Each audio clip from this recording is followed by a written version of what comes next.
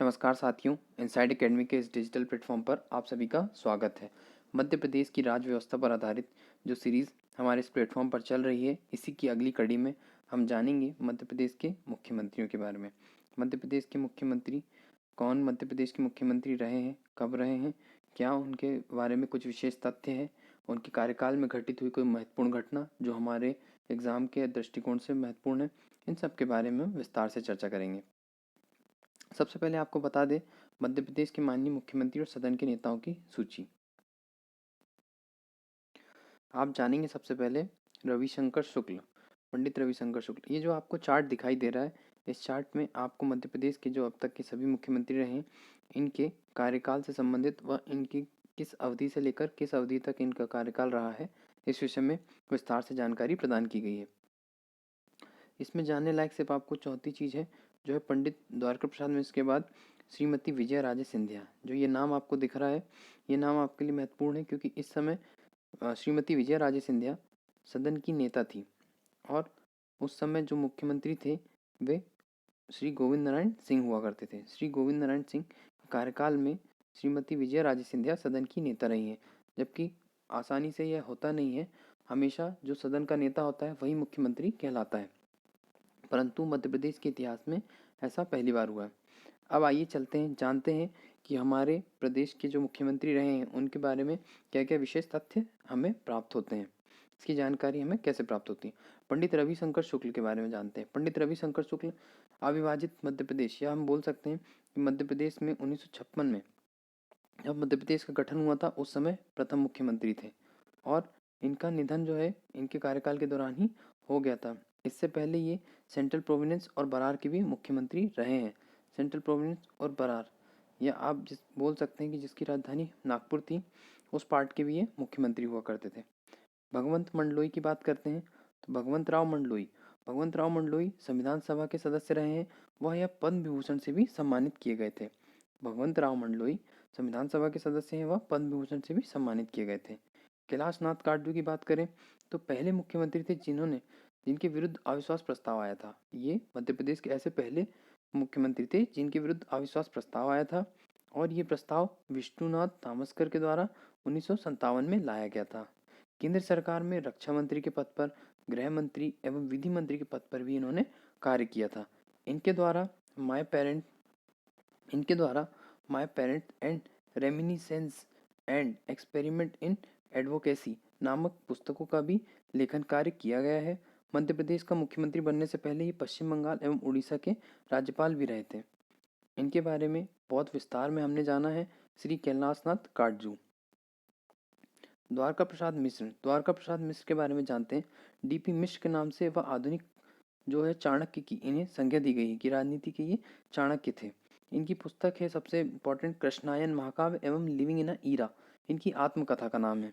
इनके द्वारा सारथी, शारदा, लोकमत नामक समाचार पत्रों में भी एवं पत्रिकाओं का भी संपादन किया गया था।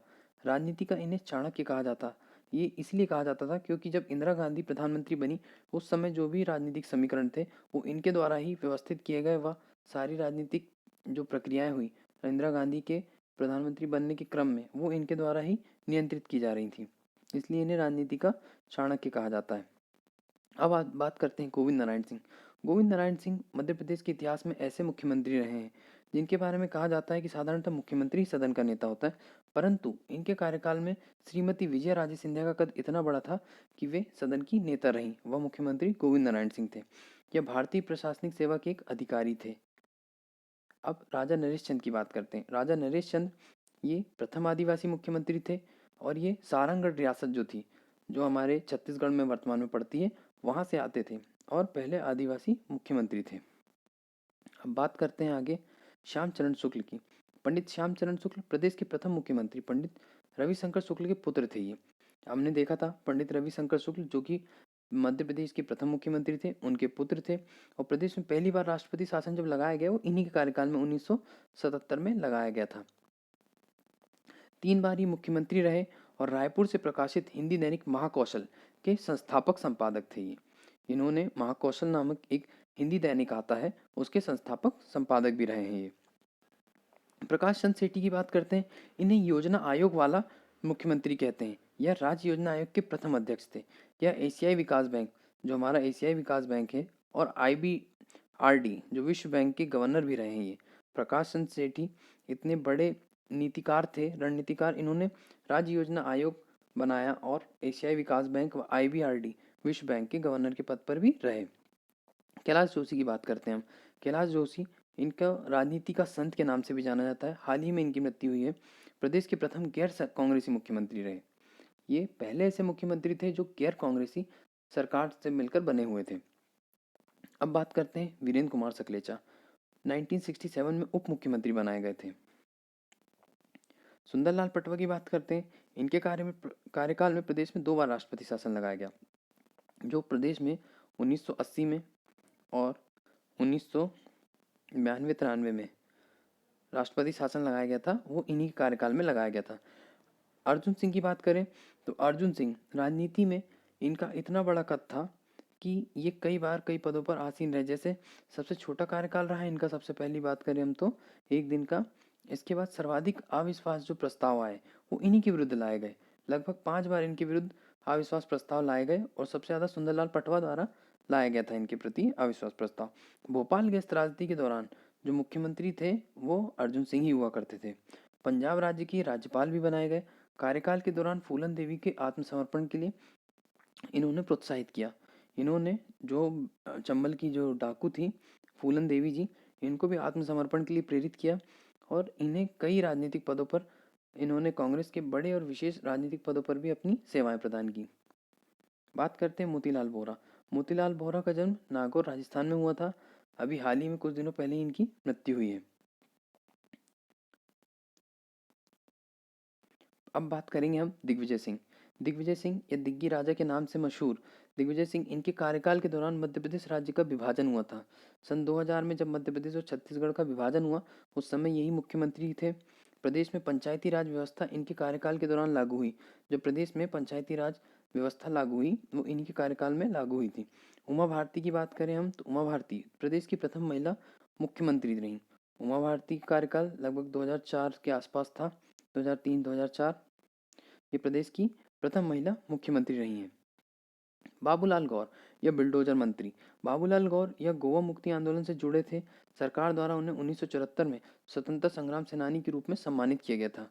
10 बार विधायक रहे। गोविंदपुरा इनकी विधानसभा सीट रही है जो भोपाल में अवस्थित है। उपनाम इनका बुलडोजर मंत्री था। वह उपाधि इनको वर्षश्री की दी गई थी। हाल ही में इनका भी निधन हो गया है। शिवराज सिंह चौहान मामा के नाम से प्रख्यात हैं। प्रदेश के सबसे लंबे समय तक मुख्यमंत्री रहे हैं। 4 बार ही मुख्यमंत्री बनाए जा चुके हैं। अभी वर्तमान में मध्य प्रदेश के मुख्यमंत्री के पद पर आसीन भी हैं। बात करते हैं कमलनाथ की।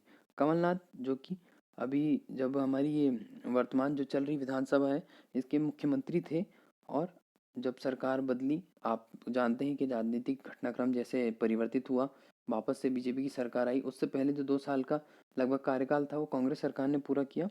उस समय इंडियंस एनवायरमेंटल एंड कंसर्न्स, ये इनकी पुस्तक इन्होंने लिखी। इंडिया सेंचुरी और भारत की शताब्दी, ये सारी बुकें कमलनाथ जी के द्वारा लिखी गई हैं। कानपुर में इनका जन्म हुआ है। वर्तमान में ये मध्य प्रदेश में नेता प्रतिपक्ष के पद पर आसीन है।